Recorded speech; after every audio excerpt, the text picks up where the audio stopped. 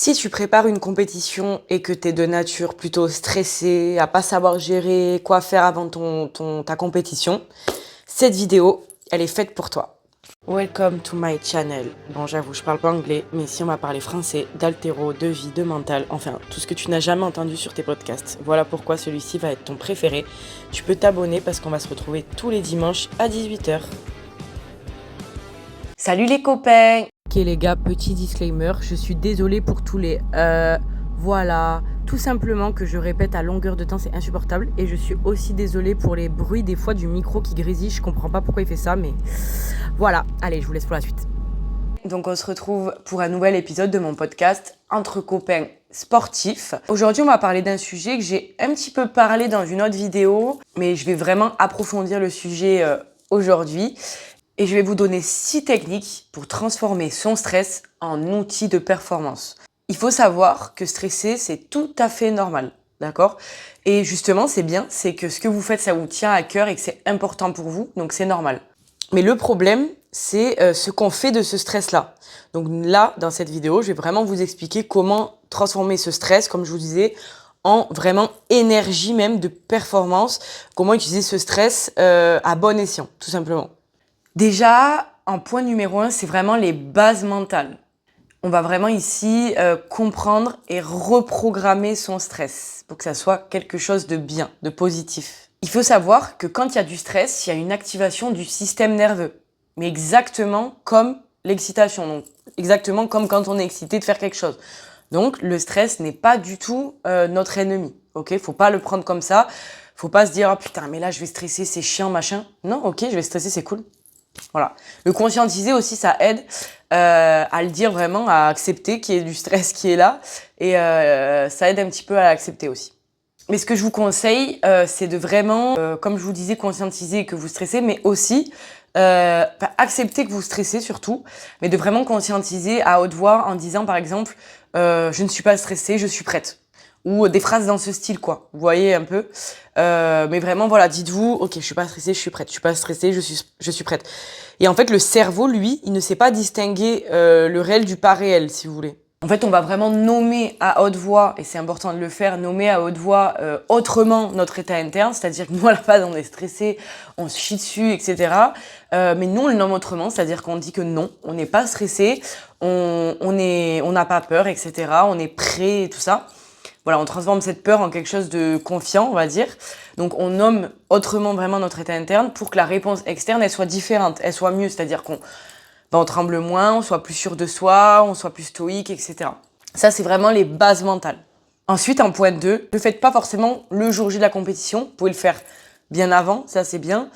Et après, même là, tous les conseils que je vous donne, c'est des conseils pour la compétition. Mais finalement, quand on y réfléchit bien, c'est des conseils qu'on peut en fait appliquer dans plein de domaines de notre vie. Donc si vous êtes stressé de nature, mais moi je le prends exclusivement pour la compétition parce que c'est quand même quelque chose de stressant. Donc si en plus vous êtes stressé, voilà. Donc comme je vous disais, là ce que je vais vous dire, ça prend 2 minutes.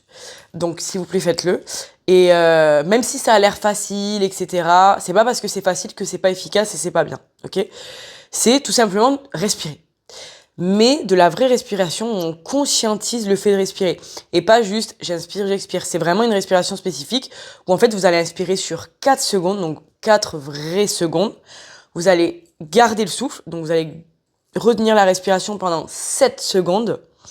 Et vous allez expirer vraiment tranquillement, comme si vous souffliez dans une paille pendant 8 secondes. Ça, vous le faites 4 fois, ça prend 2 minutes. Et vous allez voir l'état de détente que vous allez avoir, vraiment. Et à quel point votre cerveau il va se régénérer, il va se reconcentrer. Ça, le jour J de la compétition, vous pouvez le faire dans les vestiaires, dans les gradins si vous y êtes, si vous regardez votre copine et que vous stressez même pour elle ou quoi que ce soit. Vous pouvez le faire juste avant de passer. Alors, évitez de le faire 4 fois, essayez de bien calculer le truc. De toute façon, normalement, quand vous êtes en compétition, vous avez votre coach qui est là, qui gère tout. Vous avez juste à penser à vous, hein, à vous concentrer sur le moment. Donc, vous pouvez le faire juste avant de passer, etc. Que ça devienne vraiment une petite routine à vous de performance, tout simplement. Donc vous pouvez le faire dans tous ces endroits-là, mais également vraiment en amont de la compétition, les plusieurs semaines avant, pour vraiment se préparer émotionnellement et vraiment scientifiquement parlant, quoi. Cette technique-là de respiration, alors pas forcément celle-là en particulier, mais de manière générale, les techniques de respiration pour vraiment travailler le système nerveux parasympathique, donc le système nerveux vraiment du calme, si vous préférez. Ça va ralentir vraiment votre rythme cardiaque, mais d'une façon fulgurante. Ça descend, ça ralentit de 20 à 40 battements par minute, donc ce qui est énorme. Et normalement, vous allez vraiment le ressentir. Votre cœur va se détendre, va se calmer. Cette technique va également réduire la montée excessive vraiment d'adrénaline et de cortisol.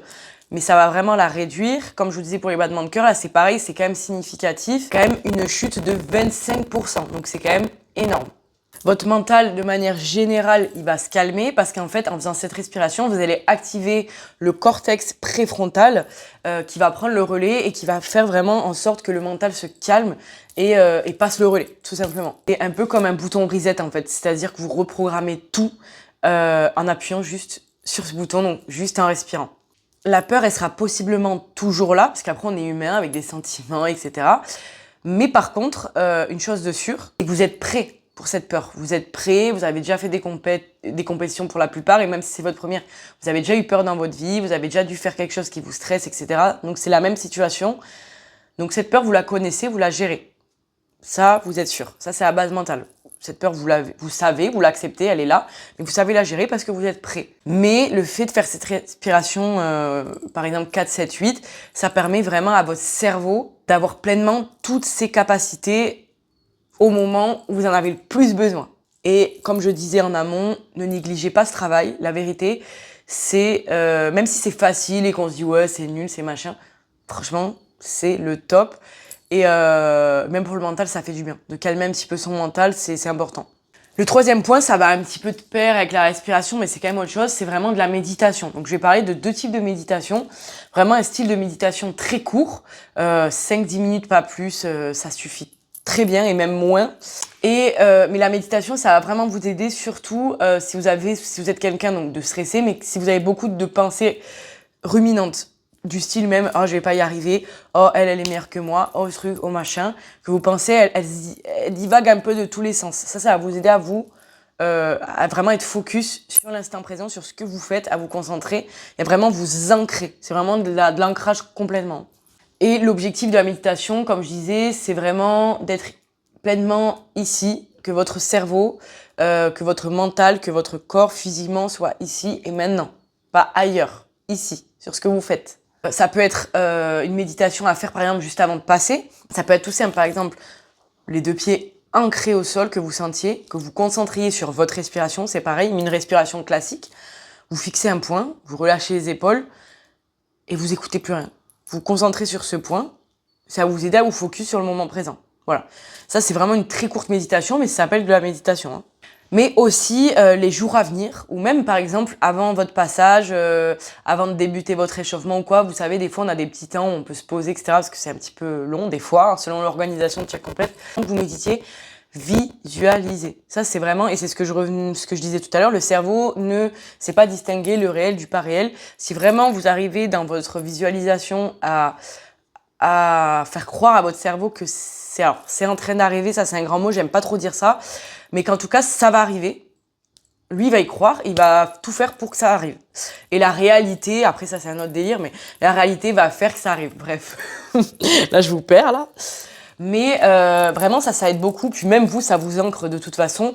Mais visualiser c'est pas juste vous voir réussir, c'est vraiment tout ressentir. Visualiser la salle d'échauffement, vous en train de réussir vos barres durant l'échauffement, ressentir vraiment la sensation de la barre dans les mains, la chaleur de la salle, les bruits environnants, l'odeur, pourquoi pas. Vraiment, vous voyez en train de marcher jusqu'au plateau de compétition et vous voyez vraiment réussir un mouvement parfaitement réalisé. Voilà, visualisez ça, mais vraiment dans votre méditation, donc les yeux fermés, vous pouvez mettre des écouteurs si vous voulez avec de la musique, quelque chose qui vous détend, ou même vous pouvez faire de la méditation guidée de compétition aussi, ça doit exister. Bref, tout ça. Et ça va vraiment vous aider. Et surtout, ce qui est important, parce que moi, par exemple, je le fais, je médite quand même pas mal, enfin, je suis à fond dans ça en ce moment. Laissez les pensées venir, c'est-à-dire que vous ne pouvez pas ne plus penser, vous n'êtes pas Bouddha ou je sais pas qui. Vous êtes obligé de penser, le cerveau est constamment obligé de penser. Donc, laissez les pensées, même si elles sont mauvaises, que ce soit des pensées obsessionnelles ou quoi que ce soit, laissez-les entrer, même si par exemple vous êtes dans votre méditation, vous êtes en train de vous visualiser, en train de réussir, machin. Même s'il y a une pensée qui vient de je loupe la barre ou t'es nul ou je sais pas, laissez-la entrer, mais faites comme si vous regardiez cette pensée en fait, pas comme si elle était en vous. Essayez de vous placer extérieur à cette pensée. Voilà. Mais acceptez-la parce que de toute façon, elle est là. Vous n'avez pas le choix. Votre cerveau est comme ça. Il est habitué à avoir ces pensées-là qui viennent. Donc, il va pas changer du tout au tout. C'est vraiment une reprogrammation à faire dans le temps. C'est pour ça que je vous conseille tout ce qui est méditation et tout, les vrais de pleine conscience.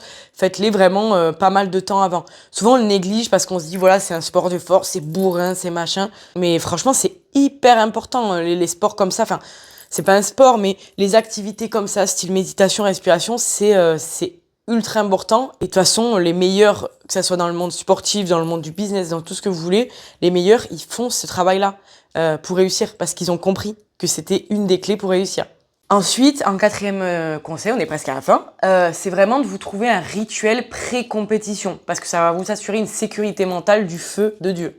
Le rituel, lui, va créer la prévisibilité. C'est-à-dire, le cerveau, quand vous allez faire ce rituel-là, ça peut être ce que vous voulez. J'ai pas forcément d'exemple en particulier, mais ça peut être plein de choses. Ça peut être, par exemple, juste avant de passer, écouter tout le temps la même musique, cette même chanson. La veille ou le jour J de la compétition, manger exactement le même plat. Ça peut être, moi pour mon cas, c'est ça. À chaque compétition, je mets toujours le même leggings, la même brassière. Voilà. Parce que j'ai l'impression que ça me fait gagner, ça me fait réussir ou réussir ce que je veux, etc. C'est con, mais c'est des rituels et ça permet d'ancrer son cerveau à se dire, ok, là, je suis en compétition, je vais réussir parce qu'on a eu, par exemple, on a pu réussir. Moi, j'ai dû ancrer ça parce qu'une fois, j'ai dû réussir ce que je voulais faire avec ce leggings et cette brassière. Donc, mon cerveau, il s'est dit, ok, pas grâce à cette brassière et ce leggings, bien sûr, mais mon cerveau, il a dû dire, ok, quand t'as porté ça, t'as su réussir. Donc, les fois où tu vas le remettre, ton cerveau, il va être vraiment dans ce moment où il va se dire, ok, là, tu dois réussir parce que t'as mis ça. C'est vraiment bizarre, mais c'est psychologique. Tout simplement, en fait, le rituel, il va dire au cerveau, ok, je connais cette situation, je suis en sécurité, donc le stress, il va petit à petit s'évaporer, et voilà. Mais ça peut être n'importe quoi. Moi, j'en connais, ils mangent la veille, ils mangent toujours la même chose. Moi, je sais que, par exemple, c'est bizarre, mais chaque compétition que j'ai faite, pardon, que ça soit même dans le crossfit ou dans l'haltéro, quand la veille, j'ai mangé un truc un peu gras, alors pas un gros truc de fou, surtout en haltéro, c'est voilà, mais à chaque fois que j'ai mangé même un truc, une connerie, un truc un peu gras ou quoi, le lendemain, j'ai toujours réussi. Parce que c'était mon petit moment à moi de réconfort, ça me faisait du bien et du coup, ça me mettait bien. C'est bizarre, hein, mais voilà, on a tous d'autres petits trucs après, de toute façon, mais faut que ça soit personnel, de toute façon. Hein. Et en cinquième technique, alors, c'est une technique oui ou non, oui et non, c'est vraiment plutôt une façon d'être, on va dire. C'est vraiment la focalisation sur le process et pas sur le résultat. C'est une phrase un peu bateau, mais c'est la réalité. Pensez pas, arrêtez de penser à vous dire, ok, il faut absolument que je réussisse. Ok, machin. Non. Absolument à penser, par exemple, quand vous êtes le jour J de la compétition, à absolument penser, moi je l'ai fait aussi, hein, je pense qu'on est beaucoup à l'avoir fait, à penser, ok, il faut absolument que je réussisse cet arraché, il faut absolument que je réussisse cet épaulé jeté, parce que, bon, ça peut être, sinon on va être déçu de moi, ça dépend un peu le contexte de chacun et qui on est, voilà, mais ça peut être tout ça. Pensez au process, c'est-à-dire concentrez-vous sur ce qu'il faut que vous fassiez, par contre, pour réussir. C'est-à-dire, ça peut être des mots à vous répéter comme « Ok, bien que je finisse mon tirage ». Vraiment, un point technique où il faut que vous vous concentriez. Donc, comme je disais, il faut absolument que je finisse mon tirage. Ok, puissance, explosif, linéaire, droite. Ça peut être plusieurs mots comme ça. Moi, c'est ce que je me répétais à ma dernière compétition. Je faisais que me répéter des mots comme ça en boucle.